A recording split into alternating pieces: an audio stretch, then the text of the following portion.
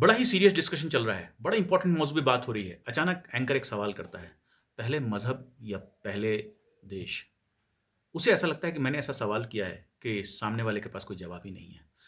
एक ऐसा इमेज बना हुआ है कि मुसलमानों को नेशन से कोई मतलब नहीं है, मुसलमान को सेक्युलरिज़्म से कोई मतलब नहीं है। आइए इस बात को समझने की कोशिश करें, मुसलमानों की जो पहली रियासत बनी, जो पहली इस्लामिक स्टेट बन के तैयार हुआ उससे।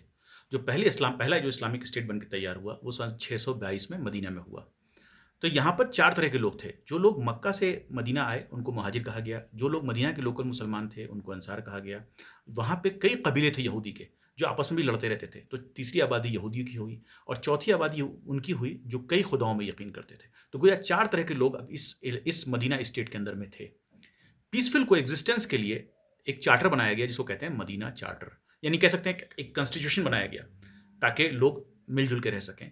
तो उस कॉन्स्टिट्यूशन की में बहुत सारे पॉइंट्स हैं, 2 जो बहुत इंपॉर्टेंट पॉइंट्स हैं, वो समझने की ज़रूरत है। पहला ये कि अगर किसी एक भी ग्रुप पे कोई हमला करता है, तो सब मिलके उससे लड़ाई करेंगे। यानी कि अगर किसी यहूदी के कबीले पे भी हमला होता है, तो मुसलमान, यहूदी सब मिलके उससे मुकाबला करेंगे। दूसरा जो बड़ा इंपॉर्टेंट पॉइंट था, वो ये कि हर ग्रुप अपने मज़हब पे चल सकता है अपने तौर तरीके से। यानी मुसलमान अपनी तरीके से इबादत करेगा, यहूदी अपने तरीके से, और जो मल्टीपल खुदाओं को मानते हैं, वो अपनी तरफ से इबादत करेंगे। तो भई यही तो कांसेप्ट है सेक्युलरिज़्म और कंपोज़िट नेशनलिज़्म का, कि जहाँ पर एक दायरे के अंदर में जो लोग रह रहे हैं, चाहे वो किसी भी मज़हब का हिस्सा हों, वो एक नेशन को रिप्रेज़ेंट करते हैं। सेक्युलरिज़्म यही है कि आप अपने मज़हब पे चलें, हम अपने मज़हब पे चलें। ना आप मेरे मज़हब पे कोई एतराज़ करें, ना हम आपके मज़हब पे एतराज़ करें। यही एक्चुअली सेक्युलरिज़्म का डेफिनिशन भी है। तो अब ये जो कंपोज़िट नेशनलिज़्म की जो बात आई, जिसको कहते हैं मुत्तहिदा कौमियत, ये भी अपनी तरह का एक नया कांसेप्ट था अरब वर्ल्ड में। अरब वर्ल्ड में उस टाइम कबीलाई सिस्टम बहुत ज़्यादा था। हर कबीला अपने आप को सुप्रीम समझता था।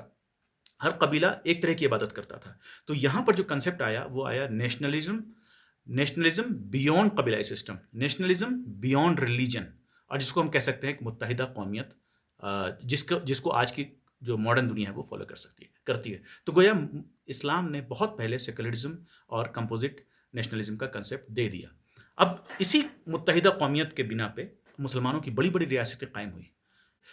इसी तरह से हिंदुस्तान के अंदर में मुसलमानों ने कहते हैं 700 साल के करीब हुकूमत की, तो वो भी मुत्तहिदा कौमियत के बिना पर उन्होंने हुकूमत की। कोई भी बादशाह या कोई भी ग्रुप किसी भी आबादी पर ज़ुल्म करके इतने दिनों तक हुकूमत नहीं कर सकता। अब ये एक बात इम्पोर्टेंट समझने की है कि हमें कौन से नेशनलिज़्म नहीं एक्सेप्टेबल है।